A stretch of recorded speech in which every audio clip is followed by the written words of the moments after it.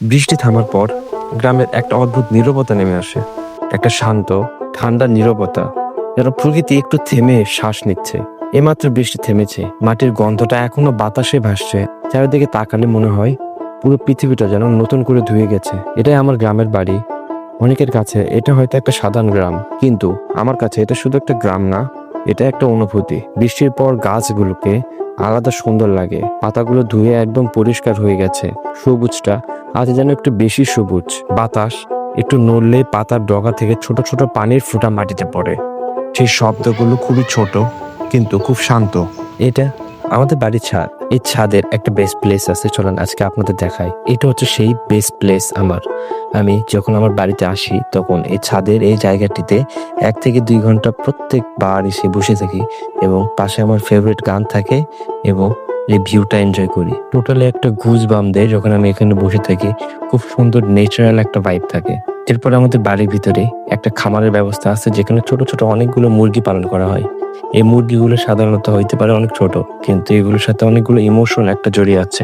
এই দৃশ্যগুলো দেখলে মনে হয় সময়টা একটু ধীরে চলে যাক। কোনো তাড়া নেই, কোনো শব্দ নেই, শুধু প্রকৃতি আর শান্ত একটা বিকেল থাক।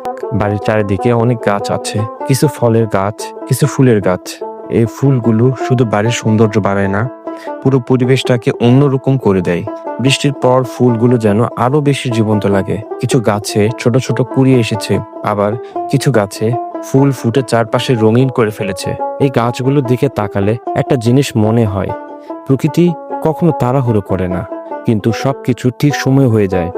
আমাদের বাড়ির সামনে একটা ছোট্ট খালি জায়গা আছে, খুব বড় কিছু না, কিন্তু খুব প্রিয় একটা জায়গা। এই জায়গাতে এখন লাগানো হয়েছে লাউ, টমেটো আর বেগুন। ছোট ছোট গাছগুলো মাটির ভিতর থেকে ধীরে ধীরে উঠে এসেছে। এখন হয়তো এগুলো ছোট, কিন্তু কয়েক সপ্তাহ পরে এই জায়গাটা পুরো সবুজ ভরে যাবে। গ্রামের একটা সুন্দর ব্যাপার হলো, এখানে গাছ লাগানো মানে শুধু গাছ লাগানো না, এটা একটা অপেক্ষা, একটা ধৈর্য, একটা আনন্দ। প্রতিদিন একটু একটু করে গাছগুলো বড় হতে থাকে। এই অনুভূতিটা খুব সাধারণ কিন্তু খুব গভীর। বৃষ্টির পর গ্রামের বাতাসটা অন্যরকম লাগে, ঠান্ডা, পরিষ্কার আর অন্যরকম একটা শান্তি দেয়। এই বাতাসে দাঁড়িয়ে থাকলে মনে হয় বুক ভরে শ্বাস নিতে ইচ্ছে করে। মনে হয় শহরের সব ক্লান্তি এখানেই থেমে যাবে। চারিদিকে শুধু গাছের শব্দ, বাতাসে পাতার নড়াচড়া আর দূরে কোথাও পাখির ডাক। এই নীরবতার মধ্যে একটা জীবন্ত অনুভূতি আছে। এই জায়গাটা আমার কাছে শুধু একটা বাড়ি না, এই জায়গার সাথে জড়িয়ে আছে আমার ছোটবেলার অনেক গল্প। এই উঠানে আমার ছোটবেলা দৌড়াদৌড়ি করতাম, বন্ধুদের সাথে বিকেলে খেলতাম, আর বৃষ্টির দিনে ইচ্ছে করে ভিজে বাসায় ঢুকে বকা খাওয়া। সবকিছু একটা অনুভূতি হয়ে থাকে। তখন এসব মুহূর্তকে খুব সাধারণ মনে হতো এগুলো যে প্রতিদিনই ঘটছে, এটা নতুন কি।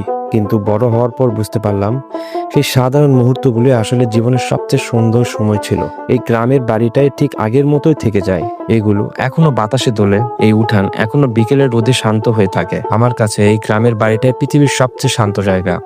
এই বাতাস, এই গাছ, এই মাটির গন্ধ, স্মৃতিগুলো সবকিছু মিলে একটা শুধু বাড়ি না, এটা একটা শিকড়। বৃষ্টির পর আমার গ্রামের বাড়ি এমনই লাগে, শান্ত, সবুজ আর স্মৃতিতে ভরা।